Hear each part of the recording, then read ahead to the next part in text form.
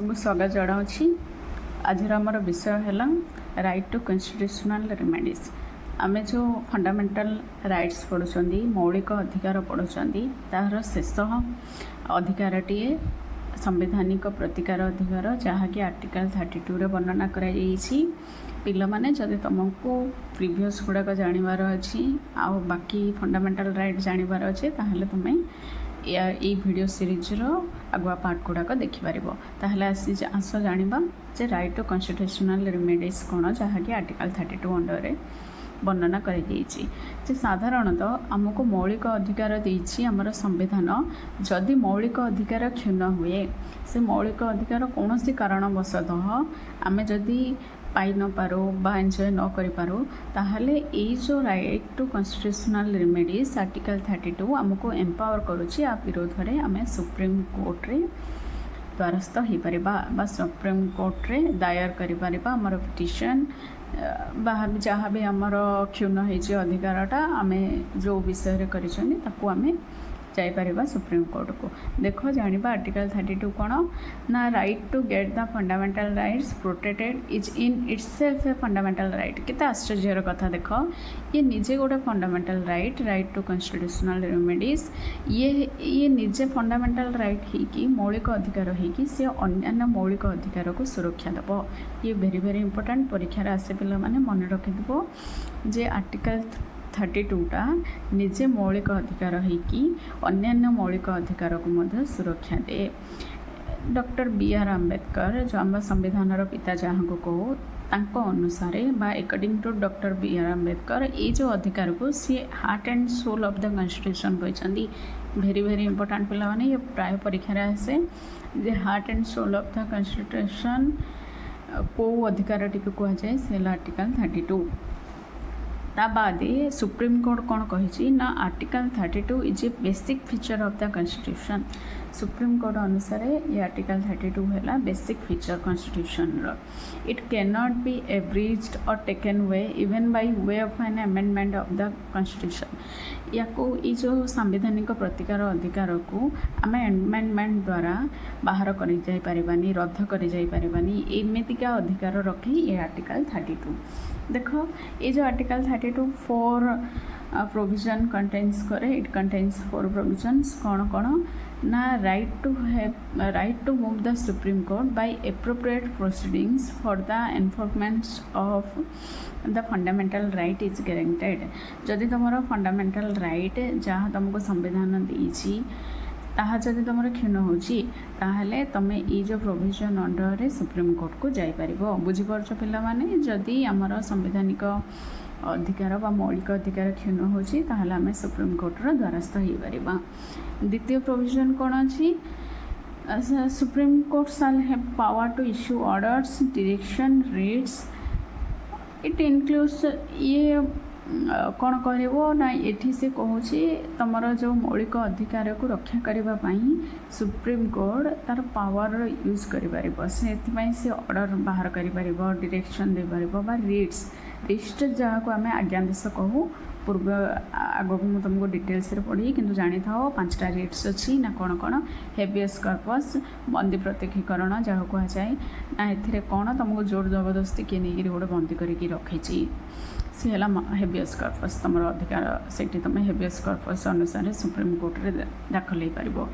मांडामस जोटा कि है परमादेश प्रोहिबिशन निषेधादेश स्टैट्यूटरी आ सहित को वारंट। मांडामस कौन ना कौन सी जो सरकारी अधिकारी तार काम करूना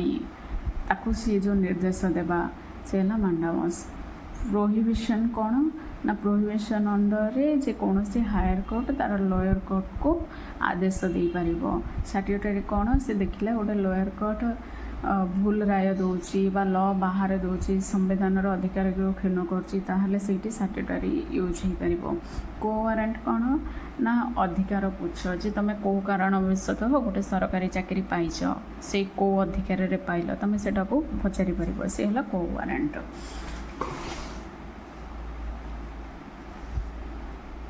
देख पिला माने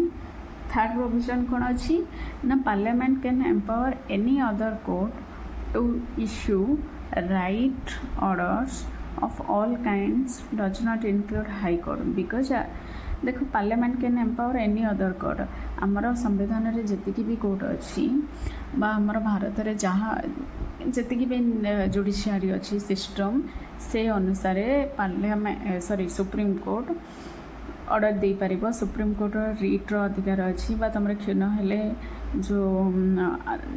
अपील करिवार अधिकार अच्छी फंडामेंटल राइट को पार्लियामेंट एम्पावर करिछि जे जेकोसी कोर्ट मध्य सी आमर जजमेंट करिपारिबो एक्सेप्ट हाईकोर्ट कौन पाई नाही ना आर्टिकल 32 जेमिति सुप्रीम कोर्ट को पावर देछि आर्टिकल 226 सेमिति हाईकोर्ट को पावर देछि जदि आमर फंडामेंटल राइट क्षुण्ण हुए ताहले आमे कोर्टर द्वारस्थ हो पारिबा। देखो फोर्थ प्रोविजन कौन ना जदि नेशनल इमरजेंसी लगी ताहले आर्टिकल 359 अंडर रे पिला माने एटा वेरी वेरी इंपोर्टेंट मन रखियो जे आर्टिकल 359 अंडर रे प्रेसिडेंट सस्पेंड करि परिबो ए राइट को जे move any court for the information of the fundamental right during the national emergency जदि नेशनल इमरजेंसी अच्छी आर्टिकल 359 एम्पावर कर प्रेसिडेंट यहाँ को सस्पेंड करेंगे कौन कोर्ट को मूव करने बुझीपार पे आमर चारिटा प्रोविजन कौन कौन थिला जदि भल लगुच क्लास टी ताहले निहाती भाव में चैनल को लाइक कर सब्सक्राइब कर देख तुम मैंने देखुच किंतु लाइक करून कि सब्सक्राइब करना तुम जब सब्सक्राइब कर ताहले मत निहाती भाव में मोटिवेशन मिल एमती यूजफुल तुम समस्ते तो पढ़ाती नो डाउट किंतु डिटेल्स रे बुझापी गोटे चैप्टर टी तुम लॉन्ग टर्म मेमोरी मन रखापी तुमको निहाती भाव में ये सब विषय साहाय्य कर तो तुमको गोटे काम करार अच्छे केवल लाइक करार अच्छे सब्सक्राइब करार अच्छे और कमेंट करार अच्छे जहाँ तुमको बुझा पड़ूनी मु शेष में निहाती भाव में गोटे वीडियो आनिबी यही टॉपिक अनुसार कौन कौन क्वेश्चन आम प्रीवियस ईयर विभिन्न एग्जाम रे आसीथिला ताको आमे कवर करवा। देख पिला माने रिट्स ये जो आम सुप्रीम कोर्ट रो 5टा रिट्स अच्छी तुमको किसी समय पूर्वर कही पढ़ी आम जे रिट्स जहाँकि ओडिया आज्ञा देश कहुए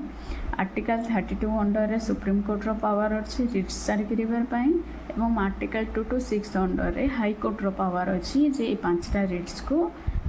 जारी करने कौन कौन से 5टा रिट्स ना habeas corpus mandamus prohibition certiorari and quo warranto देखो पिला माने जानिबा कौन कौन ये सब यार विशेषत्व कौन रिट्र कौन भूमिका अच्छी आउ कौन अच्छी ना आम संविधान ग्यारंटी देछि आम किसी समय पूर्व प्रोविजन पढ़ले जे empower any other court to issue writs जे कौन कोर्ट इश्यू कर रिट्स को पार्लियामेंट से पावर अच्छी आउ कौन कहते ना बिफोर 1950 जितेबले आमर जो देश जस्ट स्वाधीन है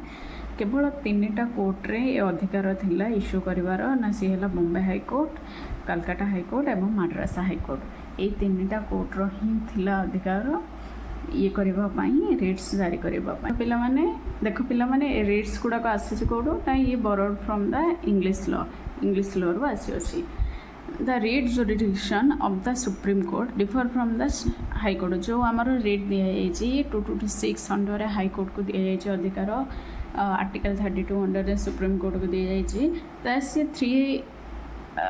टाइप रे डिफर करे परस्पर को कौन कौन जानिबा ना सुप्रीम कोर्ट रो जहाँ रेट अधिकार अच्छी से हाई कोर्ट रो किपरि भाव अलग only from the enforcement of fundamental right supreme court केवल रेट्स गुड़ा को व्यवहार करते जनकर फंडामेंटल राइट क्षीण होची किंतु हाई कोर्ट रे कौन अधिकार अच्छी ना not only for the enforcement of the fundamental right but also enforcement of an ordinary legal right जदि लीगल राइट रो मध्य उल्लंघन होची ताहले हाई कोर्ट रेट्स जारी करिपारिबो केवल फंडामेंटल राइट नुह आ कौन देछि पिला माने ना issue writ against a person or government throughout the territory of India ये जो पूरा इंडिया रे से जो आमर जितेटा भी राज्य अच्छी जितेटा भी केन्द्र शासित अंचल अच्छी कमेंट करी कहबो पिला माने केतरा राज्य केतरा केन्द्र शासित अंचल अच्छी जे सेठी जो माने वास करूछन्ती तांको एगेंस्ट रे यूज करि परिबो सुप्रीम कोर्ट किंतु हाई कोर्ट कौन करछि ना तार रिजाइडिंग